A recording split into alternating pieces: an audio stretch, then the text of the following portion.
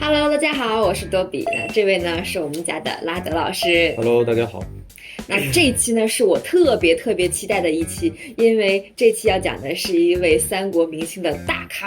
对，其实当我们谈到三国这段历史的前期主要领导人的时候，其实不是曹刘孙三位，而是四位。要加上诸葛亮。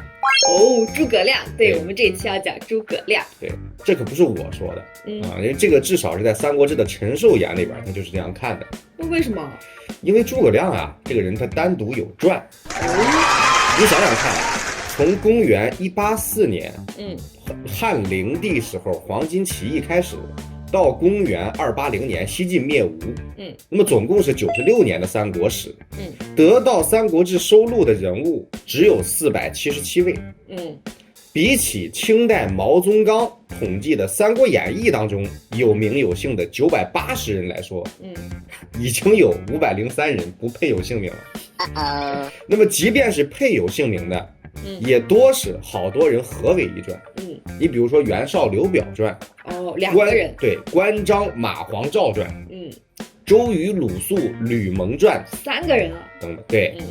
那么《三国志》里边单独有传的，在前期一般仅限于集团的一把手。你比如说刘备的先主传，曹操的武帝纪，孙权的吴主传，那然后就是诸葛亮传。哇，好厉害呀！那其实我们都知道诸葛亮很牛，那到底为什么牛？我们今天就来聊一聊。对，那诸葛亮的牛呢，其实主要分为3点，就是第一，位极人臣而不篡位，这点不需要解释了，大家都知道。你像孔明先生这样地位的，这几个榜样，那都篡位或者准篡位了。你比如说王莽、曹操、司马昭，但是孔明先生绝对无此嫌疑。哇，人品好好，那这个在职场当中会非常受领导的喜欢。第二点呢，勤于国事，位居高位而不贪。诸葛亮平生呀是从来没有购买过不动产的。即便是死后，《三国志》里的说法叫内无余帛，外无盈财，就一辈子忙的呀只见过一次自己的老来子。像这样因公废私的好官，你老百姓上哪儿找？这一看就是有接班人的潜质。第三呢，国士无双。诸葛亮27岁出道即巅峰。27岁啊？对，想想我们都27岁还在干啥呢啊？27岁的诸葛亮已经完成隆中对了。到了42岁，白帝城托孤，服大厦之将倾。什么意思啊？就是你刚刚看啊，刘备打下来成都汉中，然后称王，然后是怎么着？然后紧接着关羽就丢了荆州，就刘备去夺荆州，最后兵败，没多久就死了。所以实际上真正治理蜀汉政权的不是刘备，是诸葛亮。然后平南蛮，挥师北伐，内政军事一肩挑，直到62岁病死在五丈原，到死前念念不忘的还是复兴汉室。这哪里是牛啊，简直是传奇。哎呀，传奇的故事还有很多啊，比如说这个火烧博望，火烧新野，赤壁用火，这就是我们现在经常说的新官上任3把火的这个由来。再比如草船借箭，空城计，等等。当然可惜呢，刚才说的这些啊，它多半是假的。假的？对呀。火烧博望是刘备，赤壁用火是周郎，草船借箭是孙权，使空城计的是曹操，都不是诸葛亮。对啊，要么是张冠李戴，要么是子虚乌有。所以鲁迅在评《三国演义》的时候就曾说过，就壮诸葛之多智而近妖。什么意思啊？就是诸葛亮的智慧多的呀，都好像快成个妖怪啊，成精了。对，那问题是你这么牛的一个人，刚刚咱们说过，你这么牛的一个人，你为什么还要编出来这些故事？对呀，为什么呢？就已经很完美的一个人了，你为什么要编出来一些故事来继续完美？对吧？因为呢，在某一些人看起来啊，诸葛亮还是有瑕疵的。他这个瑕疵呢，很多学者包括历史爱好者都有谈及。你甚至就连陈寿都说诸葛亮是治戎为长，其谋为短，理民之干优于将略。也就是说，诸葛亮的能力也不够全面。内政外交一等一，领军作战呢差点意思。所以编出那么多故事来是为了补短板。对，所以你看刚才他编出来的故事，什么火烧博望、火烧新野，那都是军事上的故事，对吧？他编出来这些故事呢，还有几个事儿就引起了大家的比较有争议的地方。具体表现呢，就是说他这个领军作战差点意思。具体表现呢，其实下边几个点：第一，历史公案，就是子午谷奇谋啊，诸葛亮不予采纳。第二个呢是无力回天。就是好几次北伐，也没干成啥事儿，都没成功。对，那第三点呢，名实不符。你看他入选过武庙十哲，但是在军事上呢，大家都觉得你差点意思，有短板，所以给人的感觉就是名实不符啊。鉴于我们前面讲的几个内容比较多呀，我们这一次我们打算分2期的内容，就上述这几件事儿啊，我们好好说道说道。就第一。所谓的子午谷奇谋，这个事情啊，大家可能有的听说过，有的没听说过。那我就大概讲一讲这个事儿呢，就发生在诸葛亮第1次北伐战争时间啊。这个时候魏延提出来说，丞相你率大军走岐山道啊，吸引曹魏主力。我魏延率领1万人啊，5000人打仗，5000人运粮，走子午谷10天可以到长安。这个时候镇守长安的是谁呢？是夏侯驸马夏侯茂一个纨绔子弟公子哥啊，看到咱蜀汉神兵天将啊，我这边又是主力进出，那肯定吓得这个货跑路嘛，怕。对啊，那如此一来，潼关以西可断而有也，就咱这事儿就搞定了。结果诸葛亮不采纳，什么原因？什么原因？诸葛亮自己没说。但我的看法是，这个所谓的子午谷奇谋啊，是典型的理想很丰满，现实很骨感，吹牛的成分居多。那为什么？我们看一下地图，我们就知道了。从汉中北向到长安，有4条路，分别是陈仓道、包斜道、淌洛道，还有最东边的子午道，就是子午谷。直线距离确实是子午谷最近，也就300多公里。但我们这个世界它是个3维的，它看上去近不代表你真的能用腿走。子午谷就属于不能用腿走的。那什么样啊？像这样再像这样，像这样啊，这也太陡了吧！悬崖峭壁，这旅游爬都很难，还打仗。对啊，你怎么走嘛？连工程器械你都没法带。对啊，你再加上你万一碰上什么大雨雨雪天气，你怎么走的？曹魏后来的曹真还真就走过，10万人走的就是这条子午道，结果遇上大雨了，一下下了好多天。1个月过去了，连一半路程都还没走到，又是栈道塌了，然后士兵各种摔死、饿死、病死，还没打就不得不撤退回去。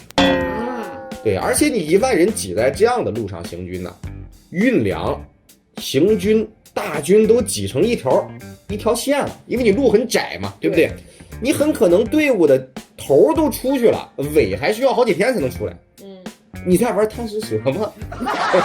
而且你能保证你的部队陆续出来，曹魏发现不了吗？太难了。对，好嘛，你就算你真走到了，对吧？那人家夏侯茂就一定跑吗？再说你拢共1万人，只有5000人是作战部队，就是已经这么疲劳了，你还想占领400多年的古都长安？最后就算你占住了长安，那你就敢保证丞相的大军在岐山就一定会在既定时间里面赶过来跟你会合吗？如果被曹魏的雍凉兵团拖住，你不用多久啊，10几天的功夫，你这1万人在长安，东有潼关给你堵着，西有陇道给你堵着，你在中间就成了孤军了。对，补给和粮食都没有，你打什么仗啊？净扯犊子。对，第二，蜀汉的全国人口啊，据统计28万户，94万人。注意啊，这里边是加上男女老少幼的，算上黑户，最多也就100来万人口。部队有多少呢？10万0 3千。大军补给靠汉中，一旦发生不足，那你就要从成都接着运。这中间还要走过1500里地的金牛道啊，这是一条和子午道差不多尿性的一条路。啊，我们看一下图就知道。看图，再看图，你看还是熟悉的配方，还是酸爽的味道啊。然后好不容易走到汉中，还要再走几百里路，把补给送到前线的部队手里。这样一来一去啊，180斤粮草运到前线，最多剩30斤。为啥剩30斤了？你去运粮的人，他在运的过程里边，他还要回来，这一来一回，他也要吃饭。对哈，他也要吃饭。对，一般情况下是2个后勤人员供1个兵。啊，有一个人扛粮食，还有一个人给他拿装备，对吧？扛粮食拿装备，然后这2个人把这个士兵送到前线了，这2个人就得往回走，同时从大后方再派2个人去接济这个士兵，这样的话才能达成一个循环。也就是说，平均需要4个人去伺候1个士兵。这和我们想象当中啊，古代战争动不动啊几十万大军，那是小说，真不是这样。诸葛亮历次北伐，除了最后一次，前面几次最多每一次带的部队也就4、5万人，这背后需要多？这背后却需要10几万人的后勤配置后勤比打仗的人还多。是的，《孙子兵法》里边曾经说过，10万大军日费1000斤。1000斤，只要这部队一动，每一天花全是粮草钱。你算一算，前边4、5万人的作战部队，后边10几万人的后勤配置，这就占到了蜀汉政权全国总人口的1/5。你还要维持生产，你还要正常的作息生活，这就已经到极限了。然后你这4、5万大军，你还居然要分兵。你万一分兵被击败怎么办？对呀，人家曹魏政权有450多万人口，人家可以供得起50万作战部队，人家损失个10000部队，最多算是伤筋动骨，是吧？或者算跌打损伤。你蜀汉呢？你蜀汉要是也这么玩，一旦失败，那就等于切腹自尽了。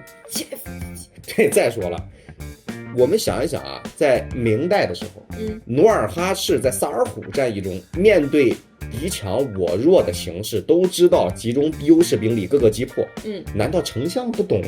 在魏延这一次奇谋以后啊，2000多年间，我们民族总共在这条路上，我们进行过4次探索。第一次就是咱上面讲过的，曹真走这条路，1个月还没走完1半里程呢，就退回去了。第2次是在诸葛亮死了以后，曹魏的曹爽又率领10多万大军，还走这条路，结果被王平呢率领1000把人，就堵在兴市围，曹爽的10万大军就在子午谷中进退不得了，结果这个时候坐镇后方的司马懿一看这个局势，赶紧写信给一线的指战员表示慰问，再不撤你们丫的全都等死吧。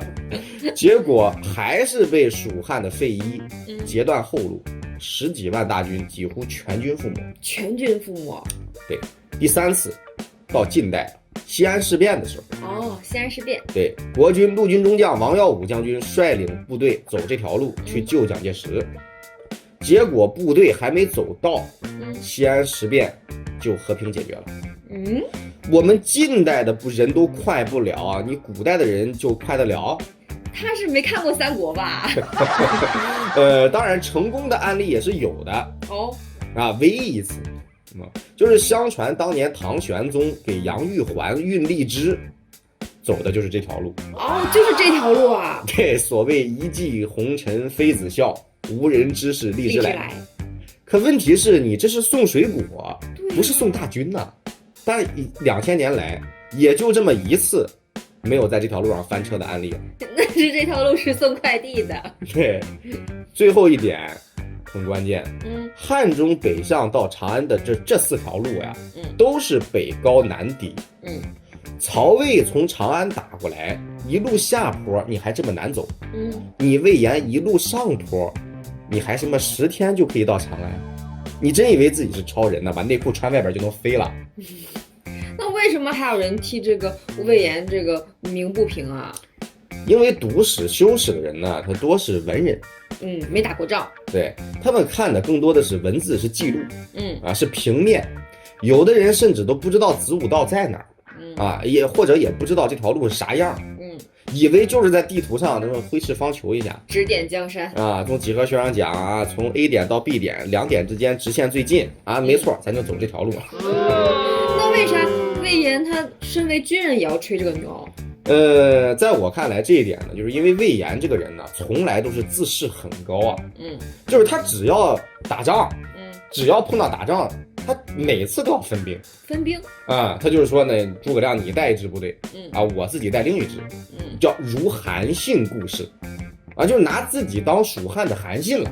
啊，那是刘邦率领部队作战嘛，他韩信自己在率领这部队作战，对吧？所以他吹这个牛，我觉得说白了就是一种自我表达，那意思大概是，你看我魏延这么大个才能的人啊，跟着你打仗，仗没打过瘾啊，反正我就这样了，你要么你分我兵，要么你给我其他点特殊待遇，反正我这个先帝的爱将，那可不是打酱油的，这还撒娇了。对啊，但你问题是你魏延可以不负责任的撒个娇吹个牛，你问题是诸葛亮不行啊。对，你像这样成功率不到25%，唯一一次成功还是送快递的这么个真人秀，他魏延可以申请当男一，但诸葛亮却绝对不能给他当这个总导演，因为一旦演砸了，你搞不好后边的历史就改写了，你后边什么6出祁山9伐中原，这全都没了，你一次就嗝屁的事儿还谈啥以后？